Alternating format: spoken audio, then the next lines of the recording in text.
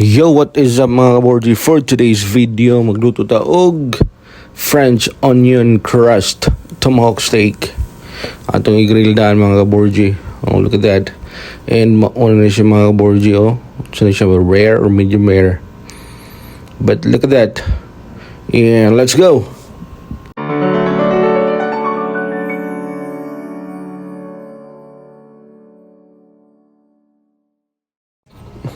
So meron tayo ditong tanim na thyme mga kaborji kasi ang bango nito pag sa beef, ano?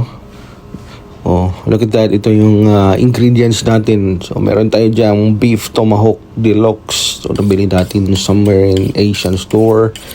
And then ito kailangan natin i-sharpen yung knife. And nakita nyo yung thyme, butter, onion, and garlic. So unsalted butter yung ginamit natin mga borji para makontrol natin yung alat. And then this one mga kaborji, inopen ko yung tomahawk steak natin. And tip, never ever hugasan yung beef or yung meat yung mga kaborji.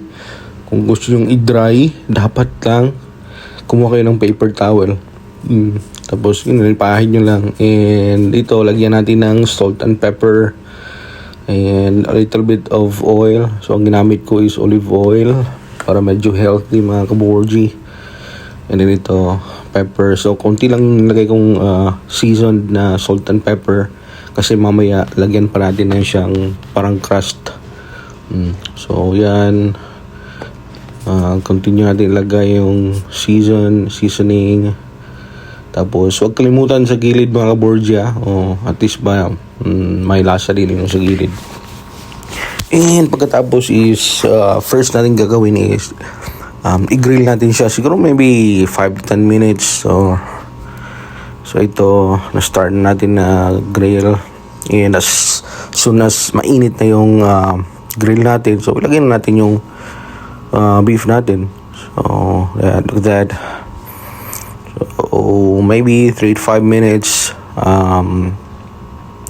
Pwede natin siyang i-check kung pwede naman natin i-bali siya mga kaborji. So tingnan natin. Pwede na ito mga kaborji. So flip natin.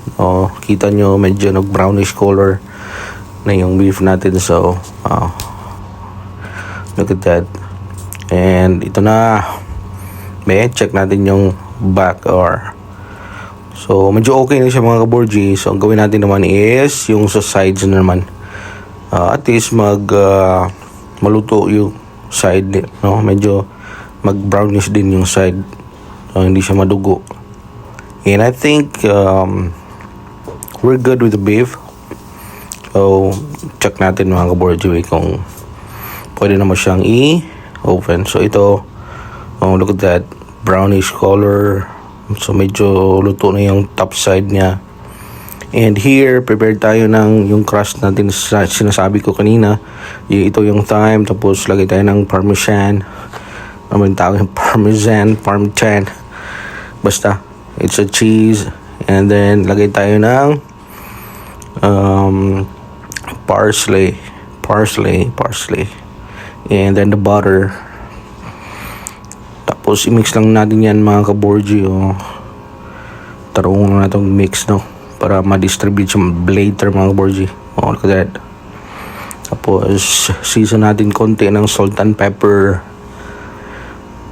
Para medyo malasa naman. Kasi yung butter natin is unsalted. So at least pag season natin, medyo malasa. And then we have to prepare the onion.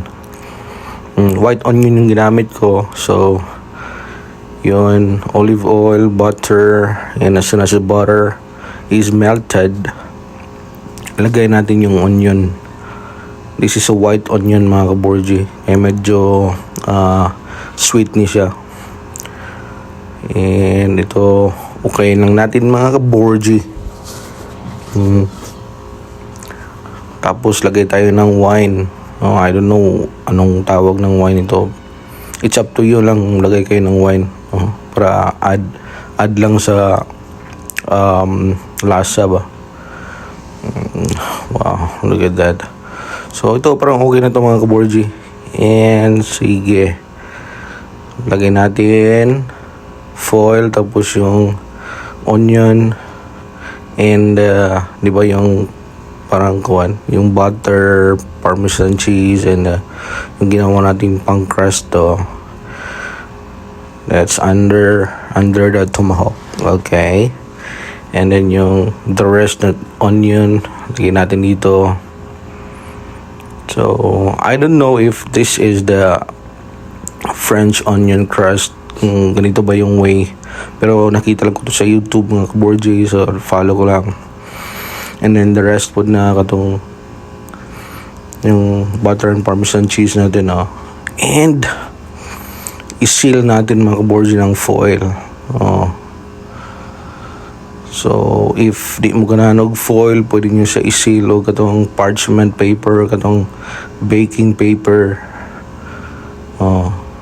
And then once na seal, so ato siyang ibutang sa oven. Ato siyang lutuon maybe 30 to 45 minutes mga kaborji, no?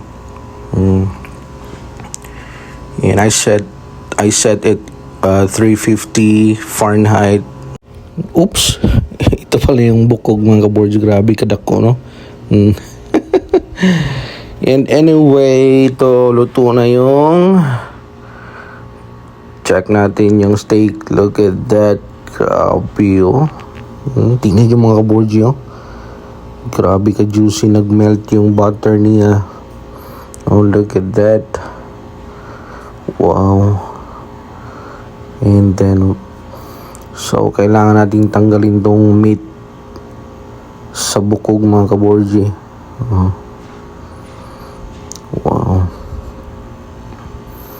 I know for sure mga kaborji, lami dyan siya, no?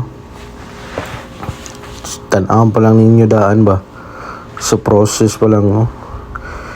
And so I think this is a medium rare.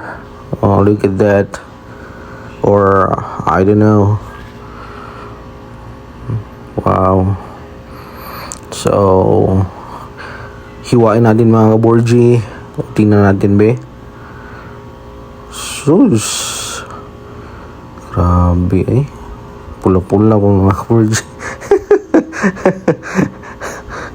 Pero grabe ang uban ng kaborji, ganahan kaya ni. Pero ako be, musulay lang dahil tila mga kaborji.